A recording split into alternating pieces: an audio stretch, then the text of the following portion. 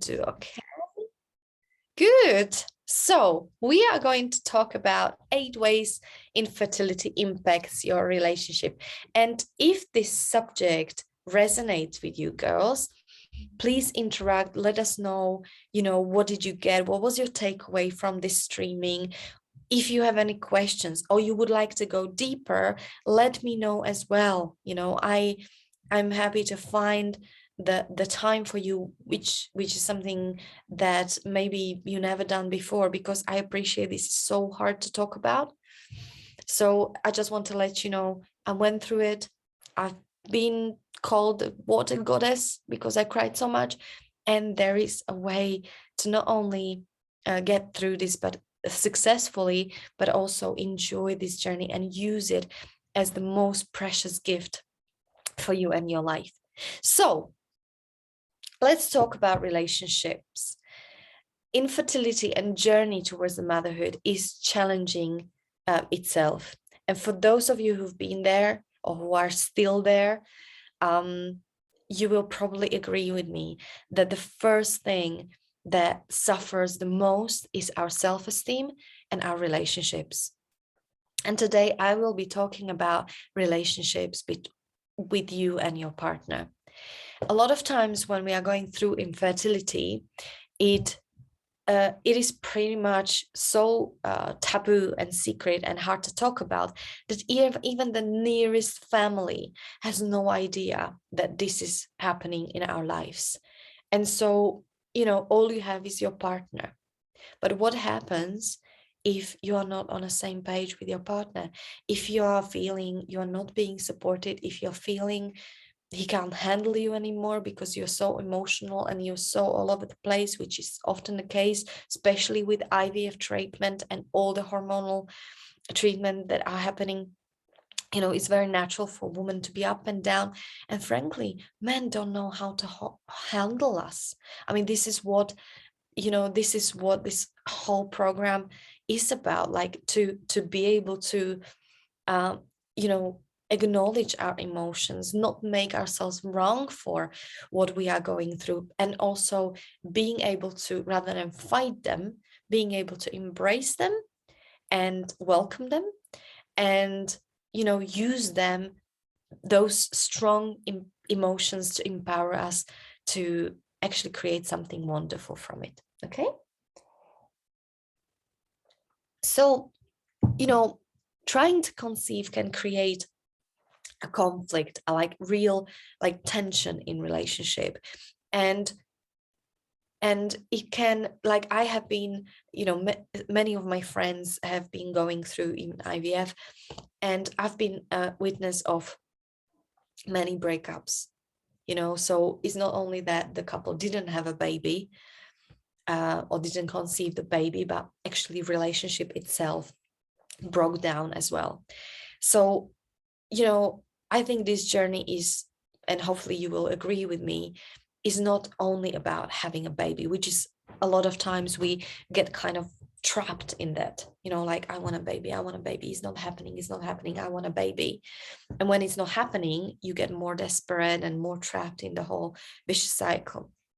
Do you recognize yourself in that? I do. I was there. And so, we often, because we are so a lot of time, well, I mean, I'm talking about IVF journey, but even like all the tests, most of the, fertility tests are actually being done on women. You guys have it very easy. Boys have it very easy. They have a sperm test, they analyze it, they have a little whatever. I wanted to say it, but I'm not going to go there. But, like with women, like the tests are much more complex, and it can a lot of time, a lot of strain. And then if women choose to go through IVF, of course, that's another, pressure and strain. So a lot of times woman is so inside of her own world, trying to just even like hold on tight with all the work and another engagements and commitments she's got in her life. Because remember, it's not like you are going through fertility journey and your life stops. Absolutely no. You have a breakdowns in your family, and you have, you have things happening, like you have a busy work time at work, and and on the top of it, you are dealing with infertility and all these treatments that you are often trying even to hide. So you put even more effort into, hiding the fact that something is going on with you. And it takes something. So a lot of times the last thing we have energy or time to think about is actually our partner. And if obviously if we are not investing energy and not paying attention to our partner, relationships automatically tends to suffocate a little bit. Do you recognize that? So let's talk about 8 ways infertility impacts our relationship. Well, I think you would agree with me. Sorry, I've got such a dry mouth. I have to drink. I think you would agree with me if I say that first thing that suffers is our sex life. Would you agree with me, girls? It's like, do you remember that first moment when you said with your partner, like, let's have a baby, let's make love to have a baby, is one of the most romantic things I ever experienced with my partner. It was so, I felt like I'm like 5 centimeters flying above the, above the pavement the day we decided that we want to be parents. I mean, it was extraordinarily beautiful, right? But then, months and maybe even years been passing and nothing happened. Months by month, like nothing. Like, where's a baby?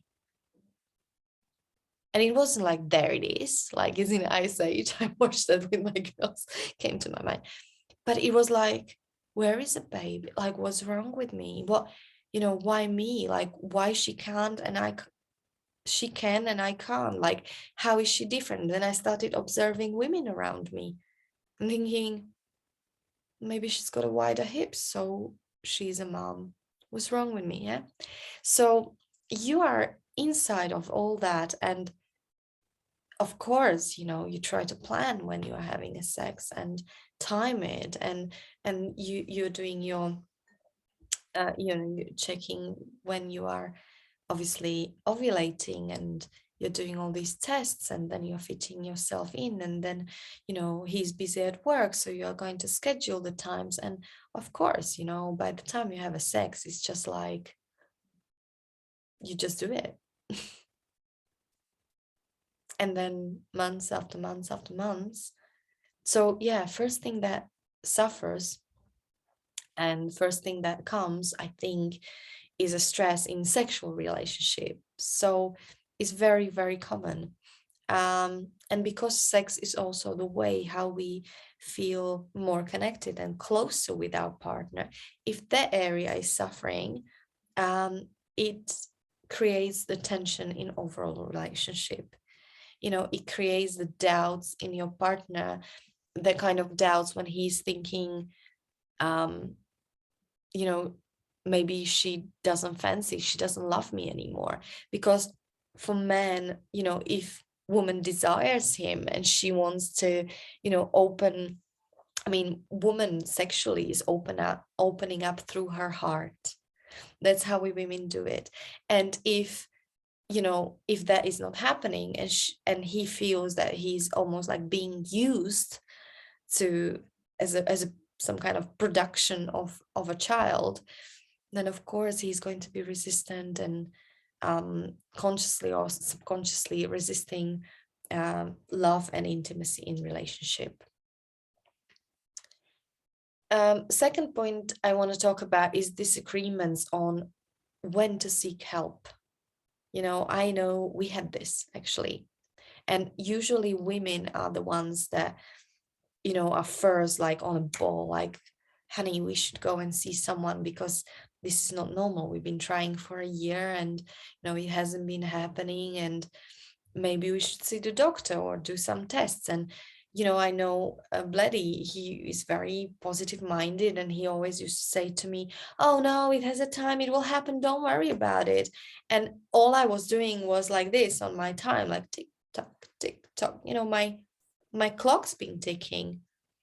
And I don't know, so girls are, I will be 41 in few days time. So, I was not even in that age where it should be really, I should be concerned. But I was like, well, it hasn't been happening for a while, we better go. But he was like, no, like, and then, before we chose IVF was actually one of the last things we chose to do. To have a baby. We've been trying holistic way, we've been trying acupuncture, you name it, we done it all. Vitamins and craniosexual therapy and tantra, and it was interesting and great journey.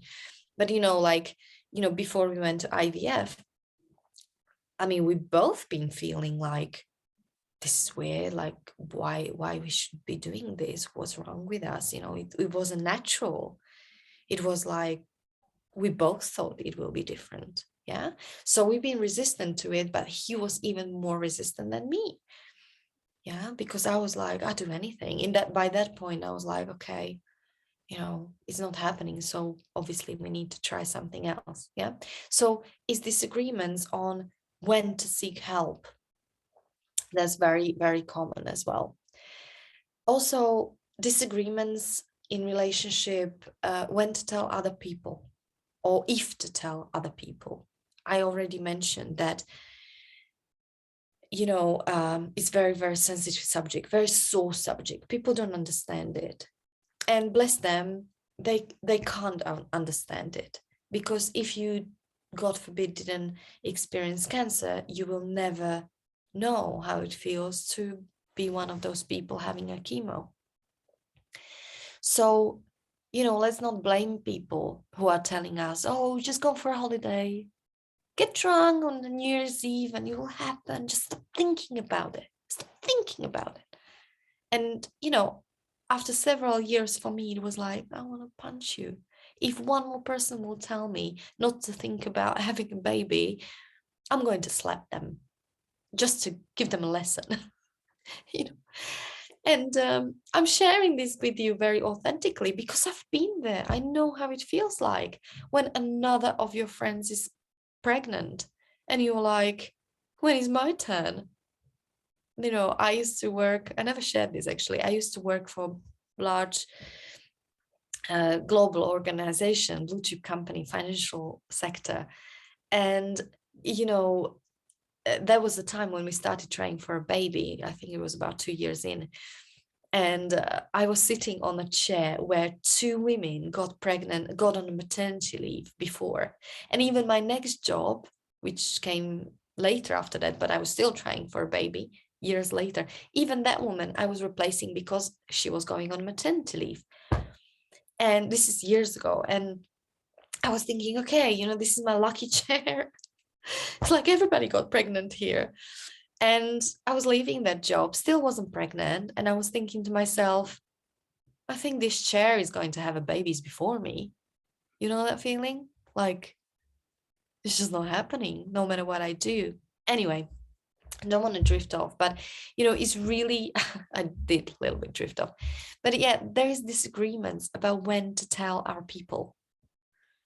And dynamics in a family, let's put it this way, it's not everybody's got a perfect supportive mom who is going to be there holding your hand and just be quiet when you need her to be quiet, and just to give you a hug when you need to get a hug, and there will be people who are going to be asking you questions and, and being impatient because they want to be grandparents. And so that's additional stress and strain on relationship. Do we tell them, or do we just leave them in this oblivion to keep on asking us, when is it going to be? Or we are just going to, burst out with anger and tell them, don't you ever dare to ask me this question again. And they still will, and it will drive you crazy. So, so uh, you know, that's a big disagreement, and his family might be different to your family. You know, his dynamics in his family can be completely relaxed and chilled, and your family might be like, you know, very religious, and IVF is not even an option because, you know, there is something that God should decide about. Are you with me, girls? Let me just see, because I can't even see. Sorry if you're sending me comments. I've got some notes to make sure that I remember to. Okay, very good. You are here, you're watching. Glad to see. Good. And, you know, some of you will be watching from replay, and some of you will have this as a bonus in your program. So it's all very exciting. So anyway, what's next? I mean, another disagreement is, and this is a huge one, okay, when I work with my women, this is subconsciously in their mind, for many of them. So, and that is a fear for a woman that he is going to leave her. Now, even if you're like 100% sure in your relationship, like I had trust and love in my relationship, that was like foundation for us. But I must say, this journey really shook us as a, you know, couple, and in many ways. And one of the things that I didn't even realize I had only later on was this feeling that just not being full and complete for him as a woman. You know, if you can't deliver the baby to your man, you know, I was never scared that he's going to find someone else, but it did cross my mind. Like, what, you know, I was even like many times saying, did you do that, girls? You know, I did actually say, just go and find someone who can give you babies. And I was like crying it and shouting it, you know, like you do get that desperate. And even those thoughts cross your mind. Do you want it? Of course not. Of course, you want your man to stick with you and stay with you and go through thick and thin. But, you know, sometimes the truth is, even they are not sure like where they are standing and how to support you, because you're all over the place. I was. You know, I have one of my clients, before she started working with me, she said to me, through, you know, through her first IVF, she was not ready for amount of hormones that been plowed into her, and the reaction she had.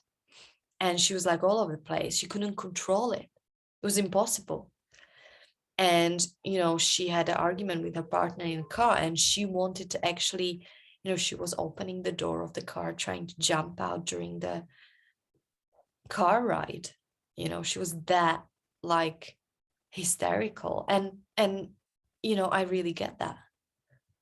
I really get that. The combination of frustration, anger, life is not fair, you know, all the things that you need to deal with, the injections. I mean, it really takes something. So there is a fear that your partner will leave you, or at least, you know, the the concern that, you know, you might never be a mom, and then, you know, what kind of relationship or family is that going to be? Yeah. So it's very, sorry guys, I've got a little bit of nose going because I've been out in a cold this morning with my babies. But, you know, I want to say it's very normal to feel this way, and it's extremely important to communicate it, but not in anger, or not in that state where you just get, you know, full of despair and all the emotions just come out. That's one of the things that we are talking about this course, is important to communicate it in such a way that, you know, you get your man's world, and you allow him to get yours. Yeah. So it's also the dynamics of a blame.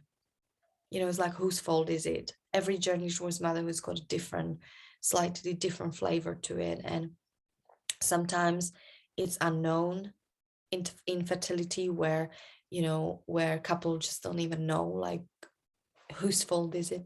And it's, by the way, nobody's fault, of course, but sometimes it's like men's got a low sperm count. Sometimes it's got a to do with a woman. I'm currently working with a lady who is extraordinary. By the way, all the women who are coming to me, my programs, or you guys, maybe some of you watching this, is is uh is extraordinary, strong, very dedicated, successful women who want nothing more than having a baby. And it's just not happening by them trying harder. No amount of trying. In fact, it actually takes us away um, from the result. And so inside of this, I want to say is also that maybe you don't say it out loud, but it's unspoken thing, that especially men hold it really hard, like when there is something wrong on his side, like to you know it takes their confidence down, but they don't say it like us women. They don't talk about it, they just feel a certain way. And so woman needs to find a way how to communicate with him, how to provide the safe space where he can feel safe to express what he feels. Yeah, very, very important. So can obviously talk about it more, and we will talk about it more. Next, what I want to mention is in general, like tension and resentment. Well, when we go through anything which is challenging in life, our body feels the tension, we become tense. Like the stress does that to us, like when you clench without realizing you're clenching, like your butt cheeks, or even your drool, or your shoulders are uptight. I mean, we do that. And when I used to teach yoga, like there was a lot of this tension constantly in people's bodies, and yoga was one of the things that, thank God, was making difference to them. But it's not just body tension, it's tension up here, and also resentment up here. So it's just kind of like, especially when woman is going through IVF, it is a lot of procedures. And in some point, she might be feeling resentful to her partner if he is not part of this process. I mean, my husband was injecting me with, we really, this was the most amazing journey for us, because I created it that way. I wanted him to be part of it all, and from the very beginning. And now he's part of changing babies' nappies, and he's as valuable and important to these babies in terms of their care and love and playtime, and as me, as a mom. And it's amazing. And I think it's because we created it that way at the very beginning. When we started trying for a baby, we've been in it together.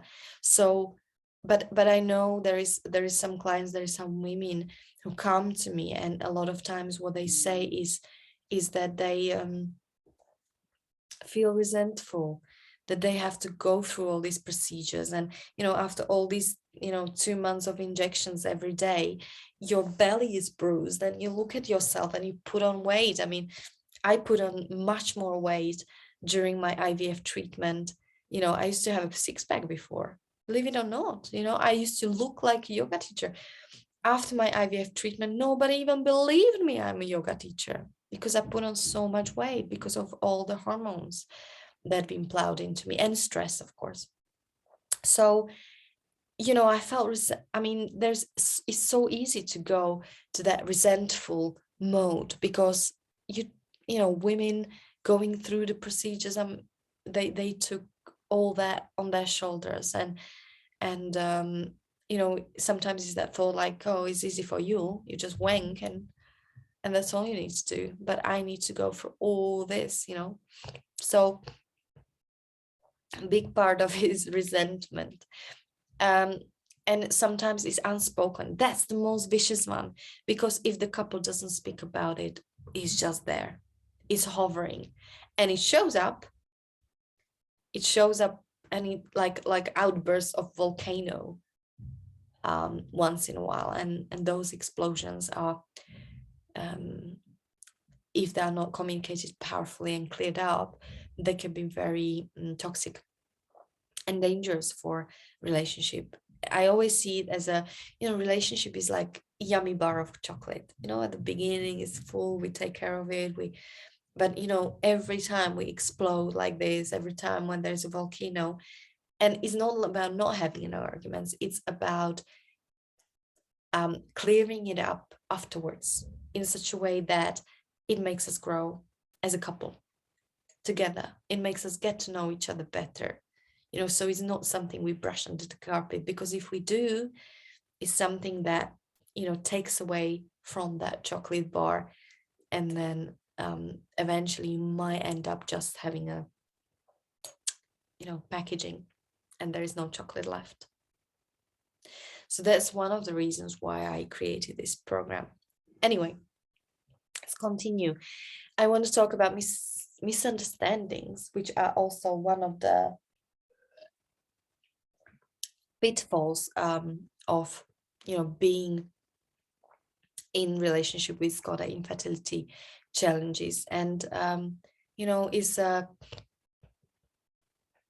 what we do on this program is a gender differences. So one partner might accuse other for about not caring enough, like, you don't want a baby as much as I want a baby, like, why you don't go, and why don't you want to take a test, like, I'm doing all these things and you can't even take a time off work to go and do one little it's and it's so easy to overreact. Yeah. And not seeing his perspective, because we are very natural as the human beings, have a tendency to think in a way that others think the way we think, and others feel the way we feel, but they don't, especially not men compared to women. So that's what is very, very important to acknowledge, that men's world is slightly different, and we are talking about it also on this course. Very, very important to actually get presence to men's soul, because this is really a route where we fall in love with each other fully. Another thing, obvious thing, is a financial strain. Guys, I once watched a documentary film about people going through IVF in America, and it made me cry. It was a documentary film about there's actual lottery. You can win one round of IVF treatment. One round.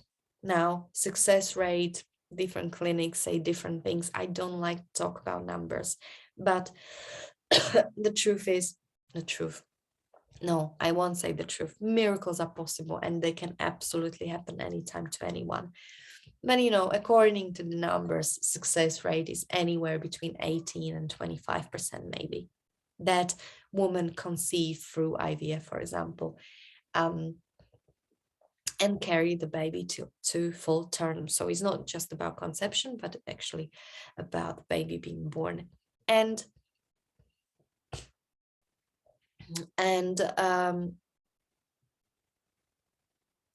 it is expensive.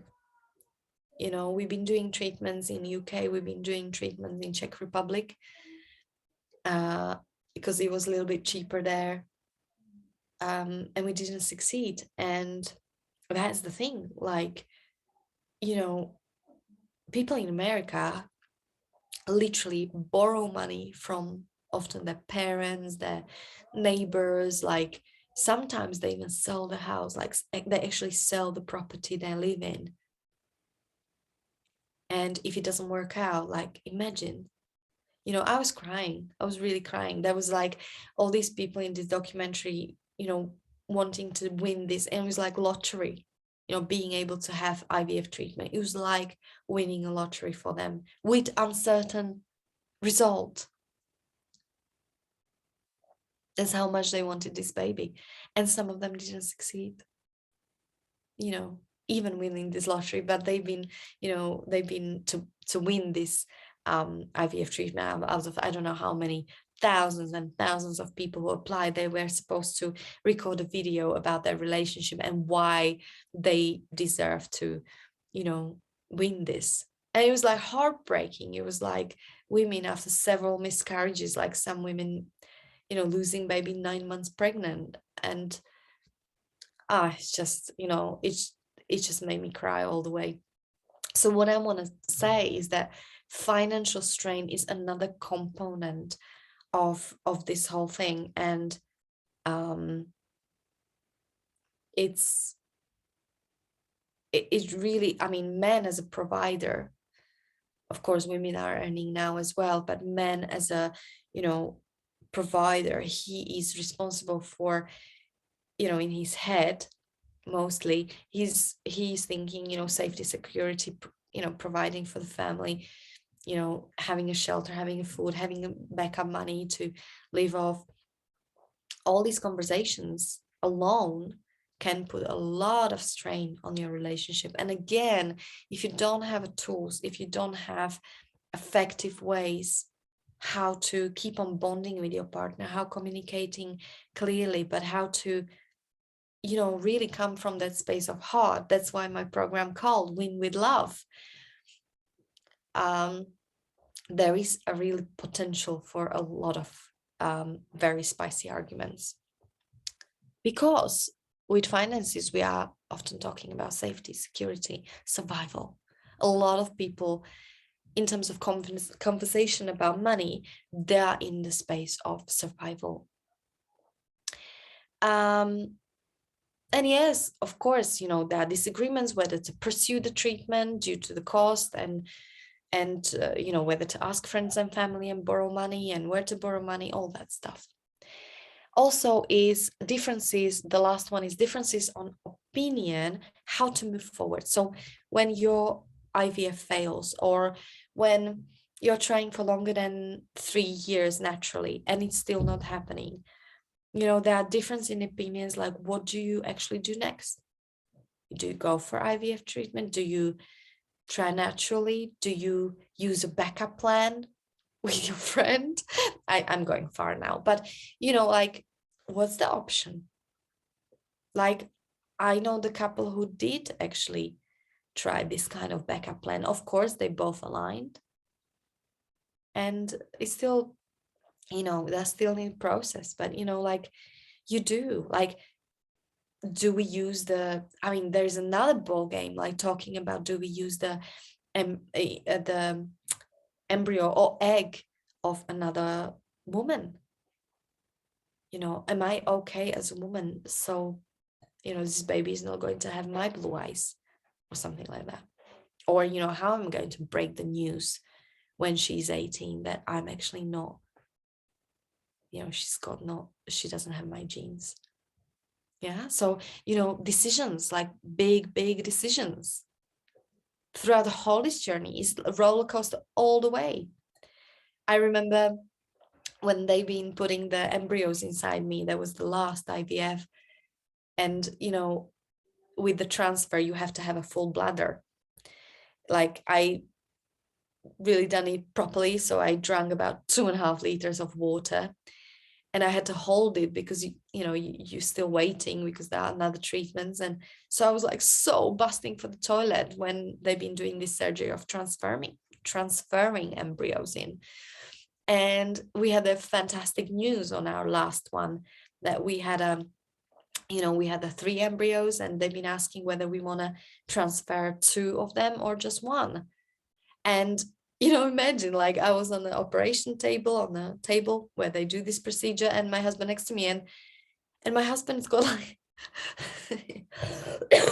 sorry guys, I still have a post-COVID cough.